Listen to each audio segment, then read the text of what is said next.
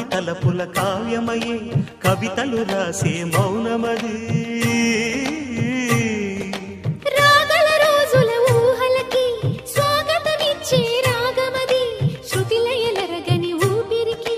స్వరములు కూర్చే గానమది ఋతువుల రంగులు మార్చేది కల్పన కలిగిన మది భావం బ్రతుకును పాటగా మలిచేది మనసున కదిలిన